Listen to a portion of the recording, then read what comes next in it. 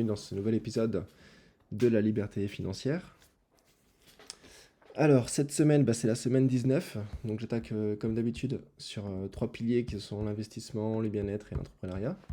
Donc tout d'abord, l'entrepreneuriat, j'y vois trois parties cette semaine, qui sont passées la semaine dernière jusqu'à aujourd'hui.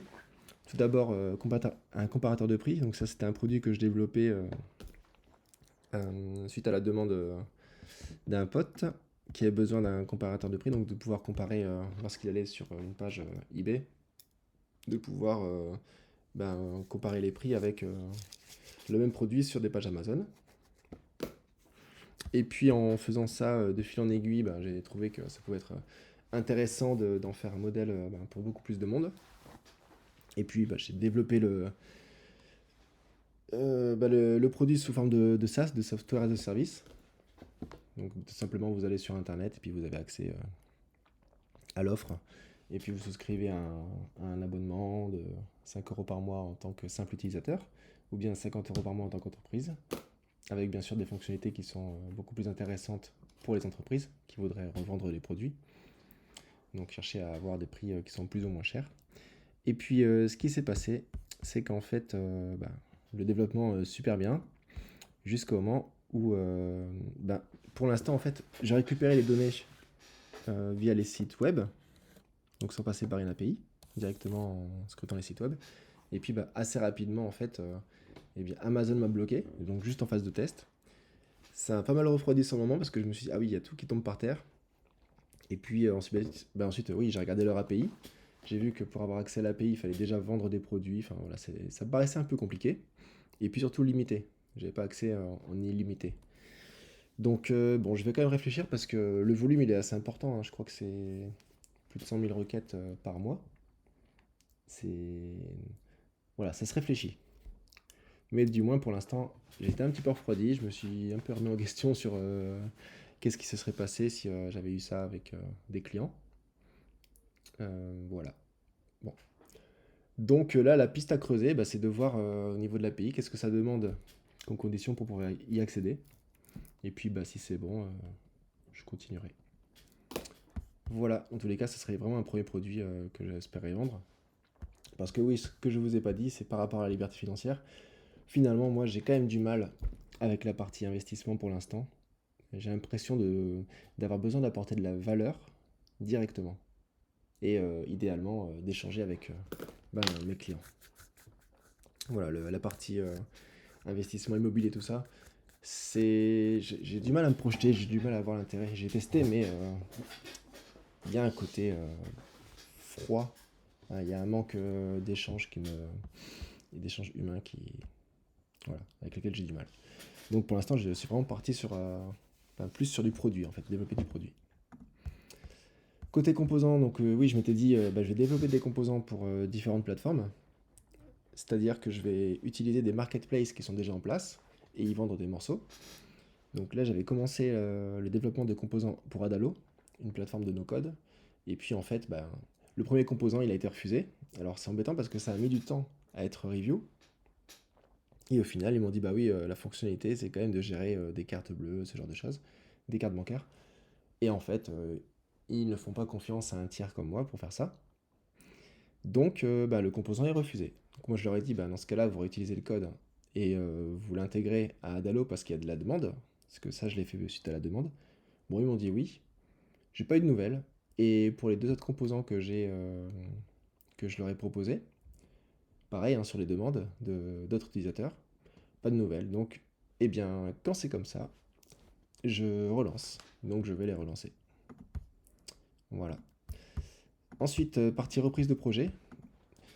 Bah oui, les changements qui ont eu lieu là, ils étaient assez importants. Et c'est vrai que j'ai un petit peu quitté une routine que j'avais mise en place, même si elle paraissait intéressante.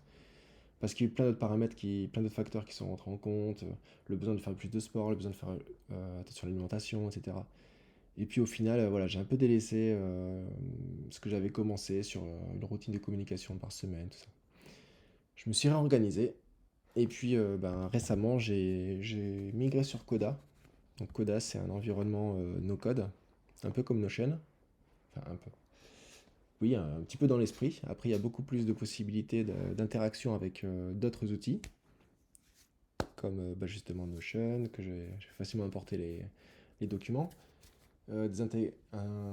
Interactions avec Slack, avec Google, enfin tout l'environnement Google, voilà, plein de choses, vraiment très très riche. Donc j'ai pas encore creusé les interactions, mais pour l'instant j'ai réorganisé mon travail. Donc je vais vous présenter un petit peu l'idée. Donc tout d'abord, j'ai mon backlog. Donc dans mon backlog, j'ai défini. Donc un backlog, c'est un ensemble, enfin c'est un endroit où on y met toutes les choses qui pourraient être utiles pour faire une tâche. Et donc là, ma tâche, c'est de réussir à accéder à la liberté financière. Alors, dans mon backlog, donc, j'ai séparé les tâches récurrentes ici dans un tableau et les tâches ponctuelles. Donc, one time pour voilà, ponctuelles, récurrentes. Donc, les tâches récurrentes, en fait, j'ai défini la récurrence. Donc, moi, j'ai 4 jours de travail par semaine, lundi, mardi, jeudi, vendredi. Et par exemple, l'investissement, c'est uniquement le mardi. La communication, c'est uniquement le jeudi. D'ailleurs, c'est ce que je suis en train de faire. Je définis la taille de la tâche. Donc là, par exemple, il y a du médium 15-30 minutes, du small moins de 15 minutes, du XL, donc là c'est plus d'une heure, et puis du large, c'est entre 30 et 1 heure. Bon, il n'y a pas ça ici. Ensuite, je définis la valeur. Donc la valeur, c'est purement subjectif, mais justement, c'est quelque chose qui change régulièrement en fonction de mon intérêt pour la tâche. Et au final, plus la valeur descend, et plus ça me permet de me dire, mais pourquoi je le fais en fait? Est-ce que c'est vraiment intéressant ou pas? Ou au contraire, voilà. Et s'il y a trop d'étoiles, là c'est parfait, je pense que ça a beaucoup de valeur, et ça peut m'inciter davantage à le faire. Donc c'est vraiment ma valeur, ce que j'y mets comme valeur, mon intérêt personnel. C'est pas l'intérêt des autres, tout ça, c'est pas le fait que ce soit urgent pour les autres, important pour les autres, non, c'est vraiment moi. Voilà, quelle est la valeur, comment ça résonne en moi. Ensuite, donc ça c'est pour la partie planifiée, j'expliquerai après, et puis une fois que j'explique plein des donnes, j'expliquerai après. Ensuite, pour la partie one time, donc on retrouve un petit peu la même idée que la récurrence, sauf qu'ici, il y a un état. Donc, c'est pas done, pas done, ça peut être in progress, ça peut être not started, ça peut être blocked quand c'est bloqué, et puis ça peut être aussi done quand c'est terminé. Donc voilà, il y a ces 4 états. Peut-être que je devrais rajouter plus tard archiver, mais pour l'instant, je n'ai pas eu besoin. Hop, voilà, on voit les différents états ici. Ensuite, je définis un scope pour chaque tâche. Est-ce que c'est quelque chose de personnel? Est-ce que c'est lié à l'entreprise? Est-ce que c'est lié au produit Fitness Match, à Stories, à Save Budget, à Youmento, Price Comparator, etc. La valeur, c'est la même chose. Voilà. Donc par exemple ici, site de création avec Choubichou. Eh bien, d'ailleurs c'est pas avec, c'est voilà. Eh bien pour moi ça a beaucoup de valeur. Et comme ça a avancé, ça prend un peu moins de valeur. Voilà, c'est vraiment ça. Hein. Le backlog, c'est un ensemble d'étapes à réaliser. Et l'idée, c'est que ce soit très flexible, en fait, que vous puissiez rapidement changer les choses. Voilà. Donc à chaque fois, il y a des petites notes si j'ai besoin. Par exemple, compte Instagram, atelier d'un. Il me reste une chose, envoi de carte, pour que ça passe en done. Ensuite, est-ce que ça a été planifié? Non, non, non, non, non. Mis à jour, pour savoir un petit peu quand est-ce que ça date. Peut-être que je devrais pouvoir changer la couleur de fond de la ligne en fonction de la mise à jour s'il y a plus d'une semaine, un mois, pour dire que je ne me suis pas occupé depuis longtemps, par exemple. J'ai remis la taille du dessus, et puis le genre, est-ce que c'est l'administratif, du développement, de la formation? Pour l'instant, ça me sert, et vous allez voir par rapport aux tâches récurrentes. Typiquement, typiquement, là j'ai des tâches administratives à faire, et bien hop, je peux piocher là-dedans pour savoir où est-ce que j'en suis. Donc ça c'est la définition de mes tâches, mes en cours. Enfin de ce qui est prévu, de ce qui je pense être bien pour faire les choses. Mais ça ne veut pas dire que c'est ce que je vais faire aujourd'hui. Justement, là c'est la routine. Donc dans la routine, on retrouve les tâches récurrentes, sauf qu'elles sont filtrées par récurrence. C'est-à-dire aujourd'hui on est jeudi, et bien je ne vois que les tâches du jeudi. Donc, par exemple, je ne vois pas la partie investissement. Mais je vois tout le reste. Parce que j'ai quand même mis de la récurrence sur tout le reste. J'ai beaucoup de choses récurrentes. Typiquement, le matin, je peux commencer par la relaxation. Donc voilà, je vois 2 étoiles pour l'instant. Relaxation, hop, ça se passe ici. Qu'est-ce que c'est? C'est de la respiration. J'inspire 2 secondes, j'expire 4 secondes, le tout pendant 60 secondes. Quand je suis prêt à démarrer, j'appuie là, hop, et ça commence. Et voilà. Peut-être que je devrais faire un truc plus sophistiqué pour le in et out, histoire de voir le in et out qui bascule au niveau du temps. Ouais, je ferai ça pour passer le temps. Voilà, petite pause. Une petite pause code. Donc l'idée, voilà, c'est de retrouver ça et puis de les faire successivement. Donc une fois que j'ai fait ma partie relaxation, pardon, hop, je modifie la valeur qui m'intéresse. Finalement, ce matin, c'était...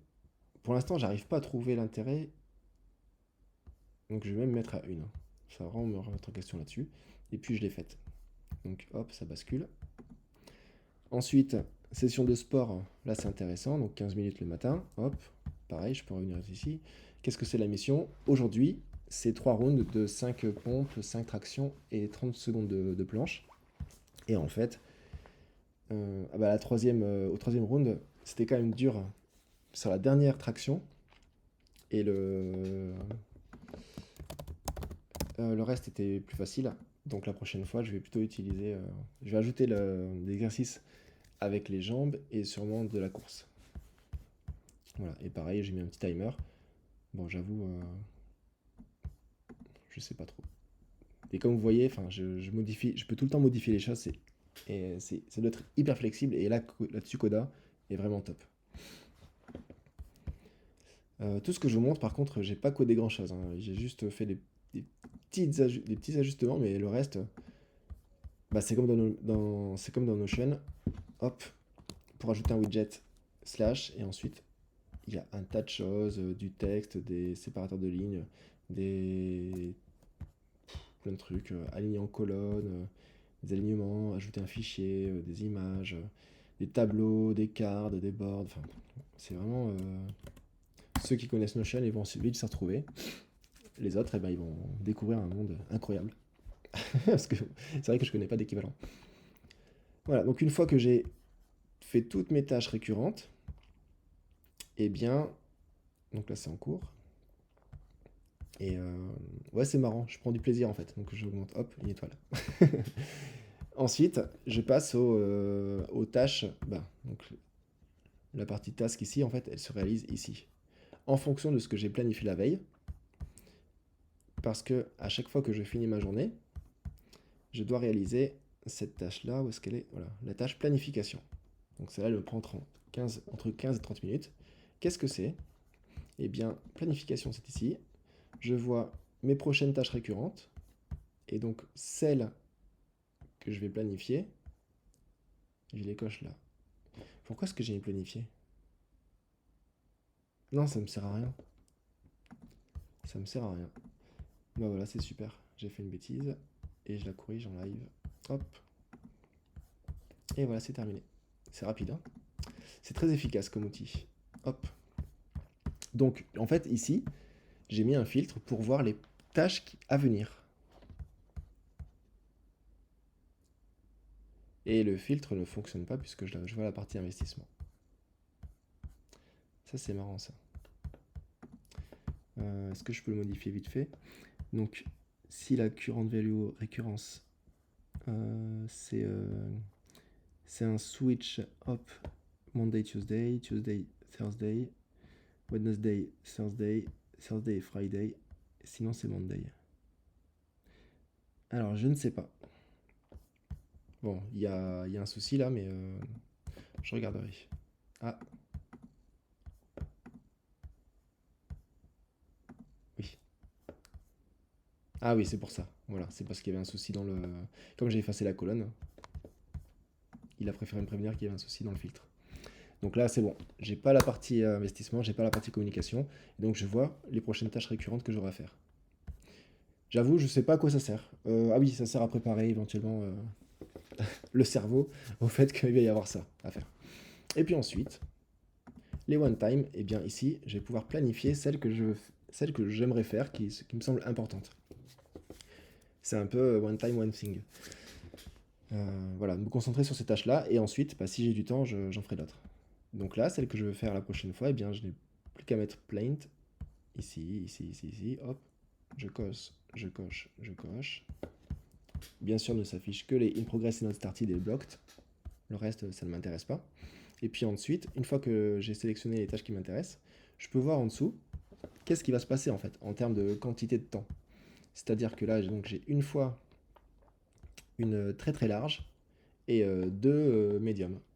Et donc comme ça, si je sens que je me charge beaucoup trop, là c'est pareil, je pourrais mettre un seuil pour me dire ah, attention, tu es en train de te surcharger.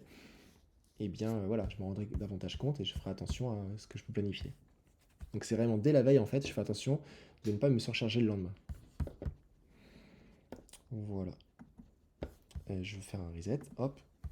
En appuyant sur reset, ça me retire tous les plaints. Et pareil ici, en appuyant sur reset, ça me retire... je ne sais plus d'ailleurs. Ah non, tous les donne. Ouais, c'est ça. Tous les donne, hop. Voilà. Donc voilà l'idée. Comme ça, je m'organise et j'ai mes tâches à faire, mes récurrentes et les tâches ponctuelles.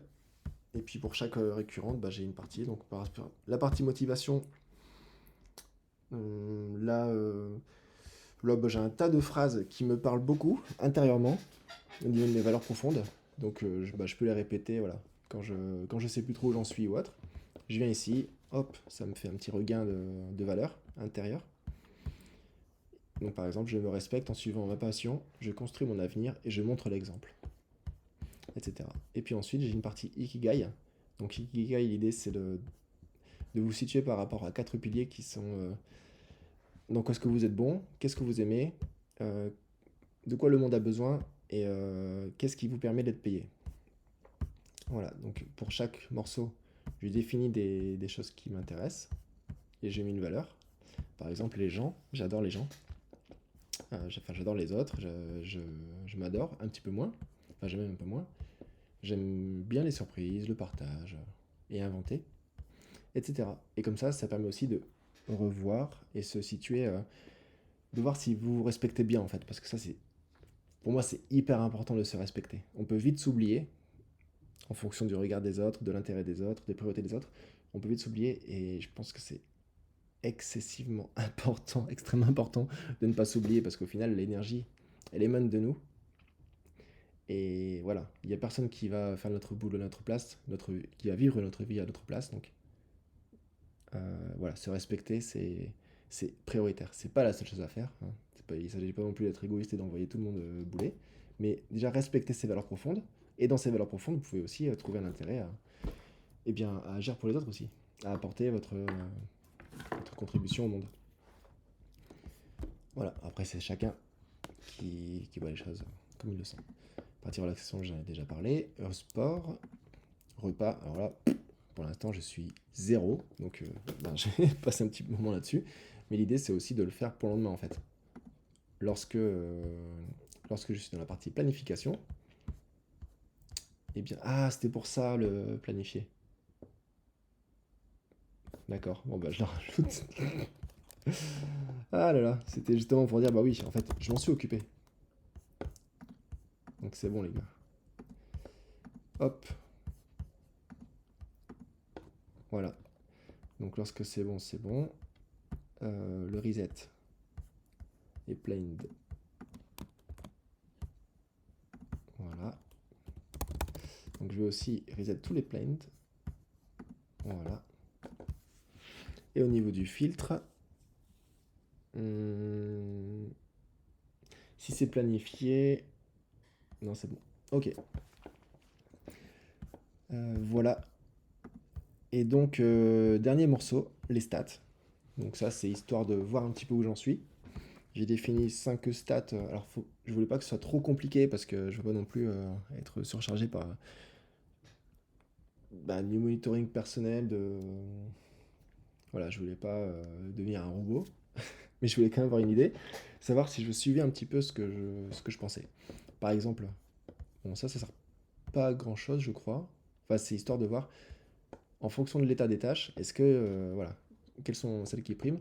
Et s'il y a trop de nodes started, par exemple, ça veut dire que je suis en train de charger la mule bêtement et que je remplis mon cerveau de choses que je pourrais pas faire parce qu'il y aura beaucoup trop de choses à faire. Et il faut quand même être motivé et la motivation, elle sort aussi de choses qui sont faites. Donc là, c'est important de voilà, de situer un petit peu tout ça. Et puis côté bloqué, c'est bien, ça veut dire aussi qu'il n'y a pas grand-chose. Donc là, c'est essentiellement par rapport à des dates. Ensuite, partie scope, pour voir un petit peu comment est-ce que je répartis mes intérêts. Moi, typiquement, j'aime bien l'équilibre, j'aime bien équilibrer les choses. Donc là, je vois que j'ai un tiers pour l'entreprise, BGOF, un tiers pour les choses personnelles, et puis un tiers pour les produits.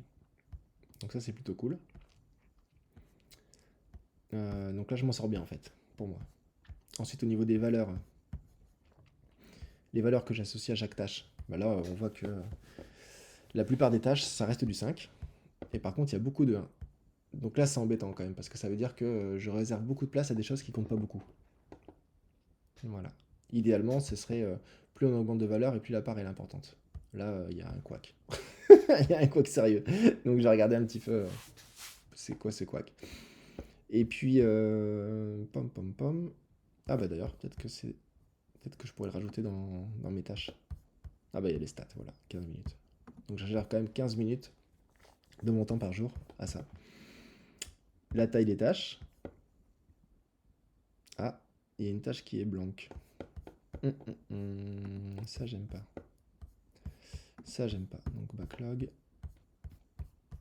En size.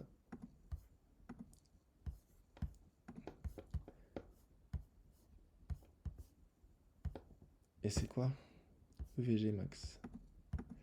Ah oui, c'est du small. Ok, ça ira mieux. Voilà, donc il n'y a plus de blanc. Pom pom pom. Donc là, typiquement, voilà, il y a beaucoup de petites tâches. Donc ça peut aussi vouloir dire que plus il y a de petites tâches de prévues, plus justement le découpage des tâches est intéressant. Alors que plus il y a de grosses tâches, plus c'est pas très bon parce qu'en fait, c'est quand même difficile de trouver dans la journée 1h30, 2 heures, 3 heures à pouvoir se concentrer sur une seule tâche. En tant qu'entrepreneur, ça dépend de l'activité sûrement, mais moi c'est quand même pas évident. Il y a quand même pas mal de choses à faire. Et puis, comme je le disais, plus il y a de réussite, plus ça engage et ça donne de l'envie pour moi. Et donc, les réussites, quand même, elles sont plus faciles à faire sur les petites tâches. Et ensuite, eh bien, par type. Donc là, typiquement, c'est administratif qui surplombe le tout. Ça, clairement, si vous... Voilà. Moi, c'est mon cas.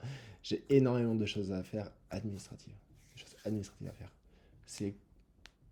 Je m'attendais à beaucoup, et en fait, c'est plus. Mais au final, ça me dérange pas. Parce que c'est fait de petites micro-victoires, quoi, à chaque fois. Tac, tac, tac. C'est que des choses courtes à faire.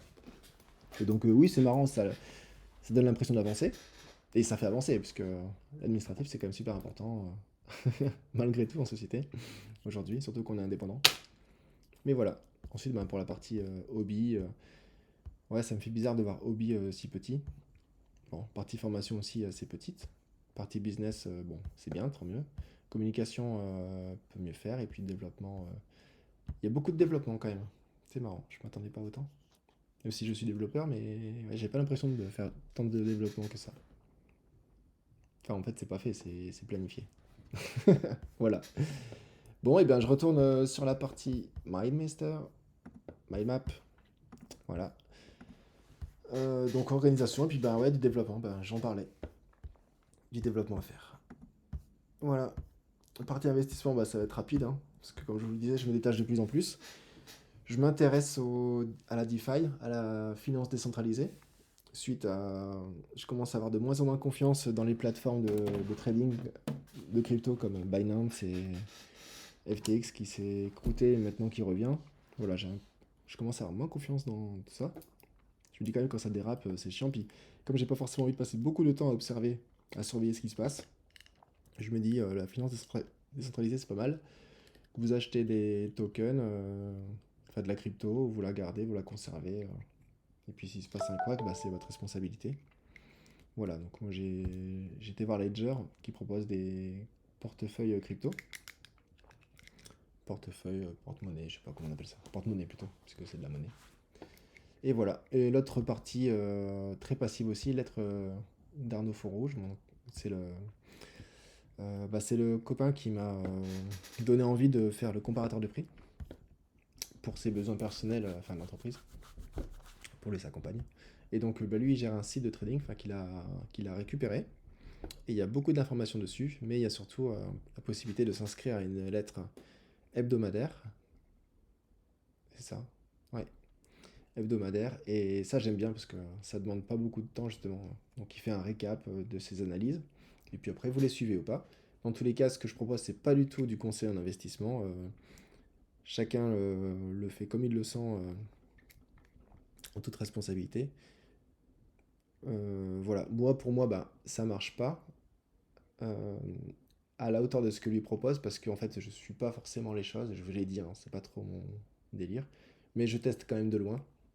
Et donc, ce que j'aime bien, c'est que voilà, une fois par semaine, ça me prend 5 minutes à vérifier ce qu'il dit et à prendre quelques positions. Donc acheter des actions, revendre des actions, des obligations ou autre. Et puis voilà, je consacre pas plus de temps, c'est très bien, parce que de toute façon, j'ai pas forcément non plus de finances. Voilà. Donc c'est tout, c'est très bien. Et puis la partie bien-être, et bien là, ouais, la famille, construction de la famille qui s'agrandit aussi, tout doucement. Donc ça c'est cool. Et puis le mercredi dispo avec enfant, bah ça je regrette pas, ça permet de faire des choses. C'est marrant parce que voilà, c'est à la fois super chouette, mais bon, j'ai voulu un enfant autonome, donc il est très autonome. Et des fois, bah, c'est pas évident justement. Là où un enfant non autonome, il va plutôt vous écouter, vous suivre, etc. Lui, voilà, il a son caractère, sa façon d'être, et vraiment, il va se battre pour défendre ce qui est important pour lui. Et je vois vraiment la différence avec les autres enfants qu'on croise au parc ou autre. Donc c'est cool, hein, c'est un petit être qui est super indépendant et ça je suis vraiment content pour lui. Et même si j'en chie parfois, mais c'est important pour lui aussi de faire ça je pense. De montrer qui il est. Et voilà, et ben sur ce, je vous souhaite une très bonne continuation. Surtout prenez bien soin de vous et pensez toujours, posez-vous toujours la question de pourquoi vous faites les choses. Ça permet de vous recentrer sur ce qui est important pour vous. Surtout ne vous laissez pas trop aller chercher à correspondre à quelqu'un qui est bien, à quelqu'un qu'on attend de vous. Soyez vous-même, creusez toujours qui vous êtes, cherchez toujours qui vous êtes, même quand vous pensez savoir l'être. Vous pouvez toujours avoir des surprises. Je vous souhaite vraiment une excellente continuation et je vous dis à bientôt. Au revoir.